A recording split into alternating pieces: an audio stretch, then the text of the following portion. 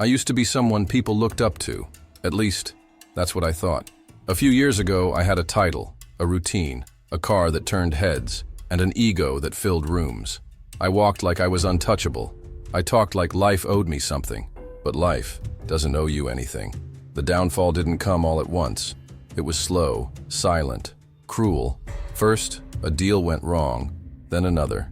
Clients disappeared, bills didn't, and slowly, people did too. I told myself I had it under control. I kept pretending until I couldn't anymore. The car was gone, the phone stopped ringing, and the man in the mirror, he stopped looking like me. No one called to check in. No one cared that I wasn't busy anymore. My inbox became a graveyard of memories. And my pride? It was the first thing I had to bury. I remember staring at my ceiling one night, flat on the floor, no lights on, no food, no plan, just silence. That was the first time I whispered to myself, I think I lost.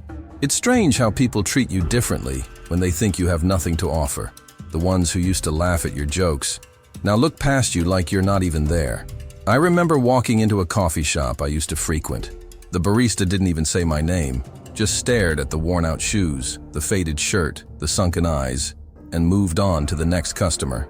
I stood there for a second longer than I should have, not because I was confused, but because I just needed to feel human again. Old friends stopped replying to my messages. Former co-workers would cross the street when they saw me coming. And family dinners turned into family updates I wasn't invited to. But the worst part wasn't what people said. It was what they didn't say. The absence, the silence. There's a special kind of pain in being invisible, in knowing that your name used to open doors, but now it just echoes in rooms where no one listens. One day I showed up at a former client's office. I wasn't begging, I just wanted to say I was still here. He looked at me like I was a ghost from a life he buried, shook his head, and closed the door while I was still standing there. And that's when I realized it wasn't just money I lost. I had lost my place in their world. The fridge was empty. The lights had been off for 3 days, and the last bit of rice I had was eaten cold, straight from the pot, with shaking hands. I had checked the couch cushions for coins, sold the last thing of value I owned, a watch I once said I'd never take off. Funny how hunger teaches humility. Rent was overdue. My phone was on its last few hours of service.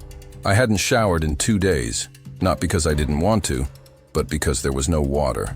I sat on the floor, back against the wall, in the dark, and for the first time, I let the thought enter my mind. Maybe this is it. Not death, but defeat. Complete, silent, humiliating defeat. No one was coming to save me. No miracle message. No last-minute deposit. No family intervention. I wanted to scream, but what would that fix? I wanted to cry, but the tears wouldn't come anymore. I was empty, emotionally bankrupt, spiritually bankrupt, literally bankrupt.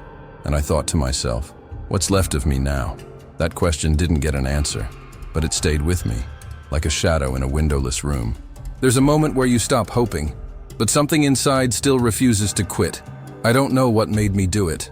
Maybe instinct, maybe desperation, maybe something divine. I turned on my phone.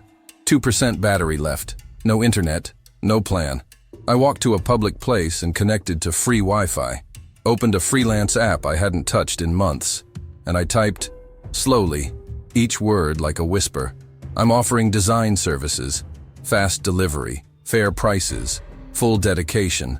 No image, no portfolio, no energy left for sales tactics.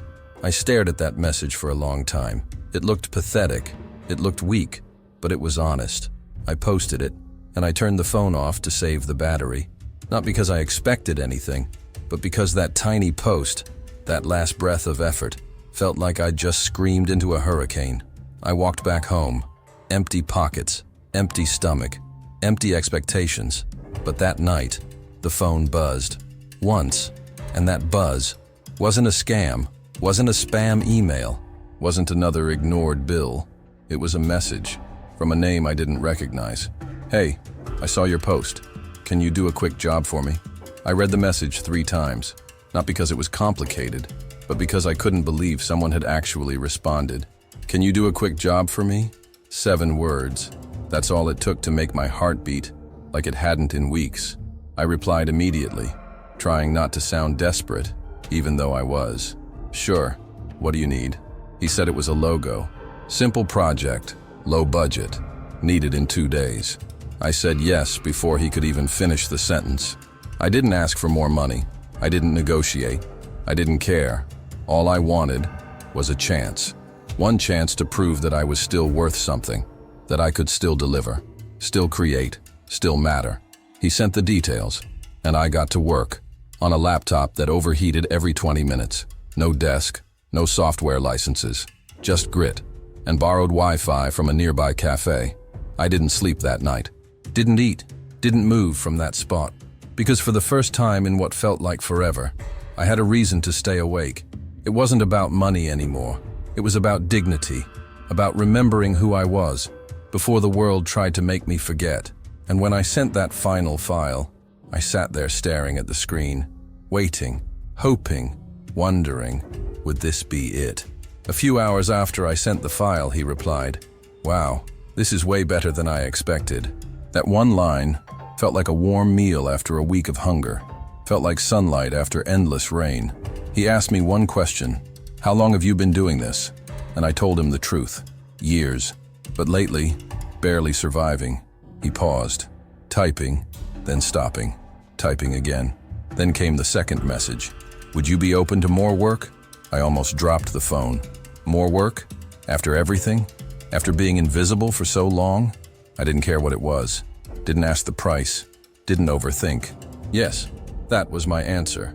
What followed was a list of small tasks. Each one paid more than the last.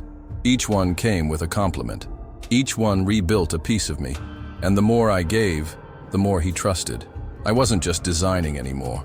I was creating with purpose, with hunger, with meaning. It was the first time in months I felt alive, useful, seen. And here's the craziest part. I did nothing extraordinary. No miracle, no shortcut. I just gave my best, fully, even when I had nothing. And somehow, that was enough. A few weeks passed. He kept sending more work, and I kept showing up, on time, all in. Then one afternoon, he asked if I could jump on a quick call. I almost said no. My voice was tired. My confidence, still shaky. But something told me to say yes. I picked up the call. His tone wasn't casual. "Listen, I've been watching how you work. And I don't just mean your designs, I mean your character." I stayed quiet, felt my heart speeding up. "I've had dozens of freelancers work for me. But you show up like this is your company." There was a long pause.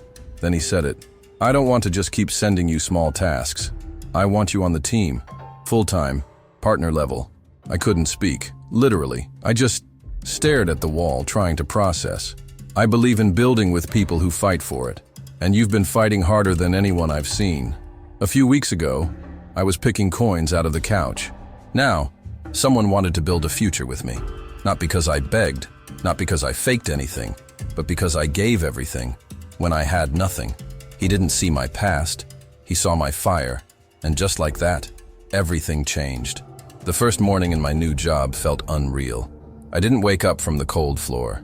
I woke up in a small apartment, clean, warm, and mine. I brewed coffee I could actually afford, logged into meetings where people waited to hear what I had to say. And for the first time in so long, I didn't feel like I was surviving. I felt like I was living. But the real shift wasn't the job, wasn't the income. It was me. I no longer walked with my head down. I looked people in the eye again, not because I needed their approval, but because I had finally found my own. I began learning again, reading, studying, rebuilding my skills from scratch, not out of fear of being left behind, but because I had rediscovered the fire to grow. My past mistakes, still there, but now they were fuel, not chains. And the man who once couldn't afford bread was now mentoring others, people like me, who were just waiting for one chance to matter. I started showing up for others the way I wished someone had shown up for me. And every time I looked back, I didn't see failure. I saw the cost of becoming who I was born to be. Because sometimes rock bottom is just the solid ground you needed to rise. It didn't happen overnight. But over time, the projects grew, the money grew, the reach grew, and one day, I realized something. I wasn't just surviving anymore. I was in a position to give back. So I did what I never thought I'd be able to do. I hired someone, not because I needed to scale, but because I saw in him the same hunger I once carried. He was nervous, unpolished, uncertain, but I knew that look. I remembered that place. So I gave him work, guidance, time, grace, and watching him rise, it lit something new in me. Success stopped being just about me. It became a vehicle, a voice, a light. I started a small initiative to help others like me, freelancers, creators, people who had talent, but no one who believed in them. And every time I saw someone take their first step, I remembered mine, that night, that message, that one client. And I realized, sometimes, all it takes is one open door, one person who says, "I see you." And now, I get to be that person. Me, the one they once ignored, the one they wrote off, the one who almost gave up. Now I open doors for others, because someone once opened one for me. If you're watching this right now, maybe you're in the dark place. Maybe your story feels like it's already over. Maybe no one's calling, no one sees you, and you're tired of trying. I know that place. Not from a book, not from a motivational video. I lived it. I broke in it. And somehow, I got back up. Not because I'm special, but because I gave life one last shot, even when it didn't make sense. So if you're on the floor, if the world has turned its back, if you feel like screaming but no one would hear, let me say this to you. You are not done. You are not invisible. You are not worthless. You are a story that's still being written. And maybe, just maybe, this video is your sign. Don't give up on your gift. Don't give up on your calling. Don't give up on you. The world may not see it yet, but I do, because I was you. And if you take one small step, just one, the universe might just open a door, one that changes everything. Because the truth is, you don't need the whole world to believe in you. You just need one chance, one moment, one person who says, "I see you," and maybe that moment is now.